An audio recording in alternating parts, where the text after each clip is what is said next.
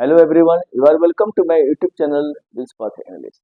आज की वीडियो में मैं आपके साथ एक नए टॉपिक के साथ हूँ, पेयर ऑफ वर्ड्स, जिसे होमोफोन्स भी कहते हैं। ये वैसे वर्ड होते हैं जो उच्चारण में एक समान दिखाई पड़ते हैं या मालूम पड़ते हैं, लेकिन इसके अर्थ अलग होते हैं, इसके स्पेलिंग अलग होते हैं। इनफैक्ट प्रोनाउंसिएशन एक जैसे मालूम पड़ते हैं, लेकिन मीनिंग और स्पेलिंग में डिफरेंट होता है। ऐसे वर्ड आपको डे टू डे लाइफ में मिलते हैं और अर्थ स्पष्ट ना होने के चलते आप उसमें कंफ्यूज हो सकते हैं। इसीलिए इसकी जानकारी होना आपके लिए बहुत ही आवश्यक है। तो स्टूडेंट्स, आप वीडियो शुरू से लेकर अंत तक देखिए और होमोफोन्स को बढ़िया से सीखिए। पेयर ऑफ वर्ड्स, जिसे हम लोग होमोफोन्स भी कहते हैं, जैसा कि मैंने अभी आपको बताया, ठीक है ना। सिमिलर इन लुक और साउंड में लगभग समान होते हैं या समान मालूम पड़ते हैं, लेकिन स्पेलिंग डिफरेंट होते हैं। स्पेलिंग डिफरेंट होते हैं और मीनिंग अलग होते हैं, लेकिन प्रोनाउंसिएशन मिलते जुलते हैं। अब देखिए यहाँ पर इसका कंसेप्ट क्या है। वैसे शब्द जो उच्चारण में एक दूसरे से मिलते जुलते हो या समान मालूम पड़े, समान प्रतीत होते हैं, किंतु स्पेलिंग तथा मीनिंग में डिफरेंट होते हैं, तो वैसे वर्ड को होमोफोन्स कहा जाता है। ओके, तो इस कंसेप्ट की जानकारी आपके लिए बहुत जरूरी है, और ऐसे वर्ड जब आपको मिलेंगे तो आप उसमें कंफ्यूज नहीं हो जाएगा। तो स्टूडेंट्स, इसके कुछ लिस्ट है, आइए वैसे वर्ड से आपको फेमिलियर कराते हैं जिसके प्रोनाउंसिएशन लगभग एक जैसे दिखाई पड़ते हैं, लेकिन स्पेलिंग टोटली डिफरेंट होते हैं और अर्थ भी बिल्कुल अलग होते हैं।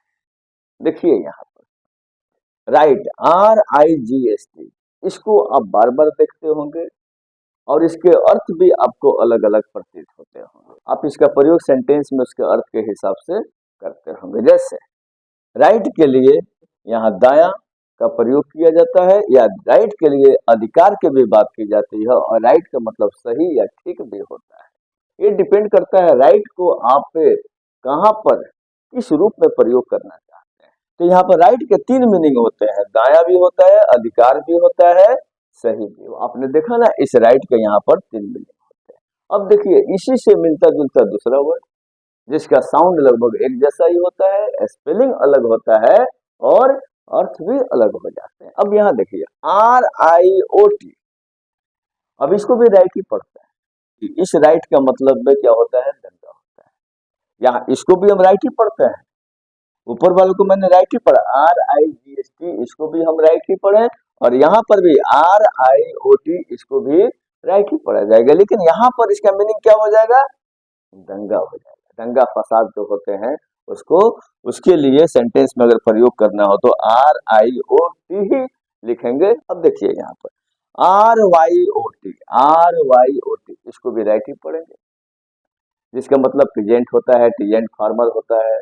ओके, जिसको हम लोग किसान बोलते हैं। अब यहाँ पर भी सेंटेंस में अगर इस राइट का प्रयोग किया जाए तो इसका मीनिंग क्या होता है, टीनेंट फार्मर है, जिसको हम लोग किसान बोलते हैं। तो आपने देखा RIGST, इसको भी राइट ही पढ़ा, RIOT, इसको भी राइट ही पढ़ा, RYOT, इसको भी राइट ही पढ़ा, लेकिन स्पेलिंग टोटली डिफरेंट है और मीनिंग भी अलग है। अब देखिए यहाँ पर RITE, इसका मतलब धार्मिक रीति रिवाज होता है, इसको भी हम लोग राइट ही पढ़ते हैं, लेकिन स्पेलिंग क्या है, RITE, स्पेलिंग में डिफरेंट है और मीनिंग भी डिफरेंट हो जाता है, लेकिन उच्चारण क्या है, उच्चारण आपका राइट ही है।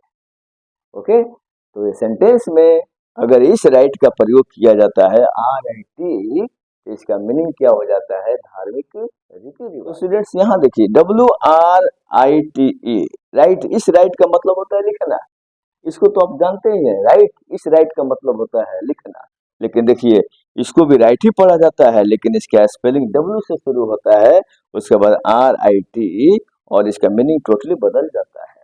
ओके, मीनिंग क्या हो जाएगा, लिखना हो जाएगा, ठीक है ना। फिर देखिए एक और राइट, इसको भी स्टार्टिंग जो होता है, बिगिनिंग होता है, इस वर्ड का W से ही होता है। ओके, उसके बाद RIGST लगा है, इसको भी राइट ही पढ़ेंगे, लेकिन इस राइट का मीनिंग यहाँ पर टोटली डिफरेंट हो जाएगा, और मीनिंग क्या हो जाएगा, मजदूर या कारीगर। तो आपने देखा। ओके, आज की वीडियो में होमोफोन्स का कंसेप्ट, पेयर ऑफ वर्ड्स का कंसेप्ट, ऐसे बहुत से लिस्ट है, वर्ड है जो पेयर में आते हैं, जिसके प्रोनाउंसिएशन जो होते हैं, उच्चारण जो होते हैं, एक दूसरे से मिलते जुलते हैं या समान प्रतीत होते हैं, लेकिन स्पेलिंग अलग होते हैं और उसके मीनिंग भी अलग होते हैं। इसके और भी कुछ लिस्ट है, तो आगे के वीडियो में मैं उस लिस्ट को आपके साथ लेकर आऊंगा। ओके फ्रेंड्स, मुझे उम्मीद है कि आपको होमोफोन से पेयर ऑफ वर्ड्स का कंसेप्ट समझ में आया होगा और ये कितना आपके लिए महत्वपूर्ण है ये भी आपको समझ में आ गई होगी। ओके, तो वीडियो को शुरू से लेकर अंत तक देखने के लिए धन्यवाद। फिर मिलते हैं आगे एक नए टॉपिक के साथ। जय हिंद।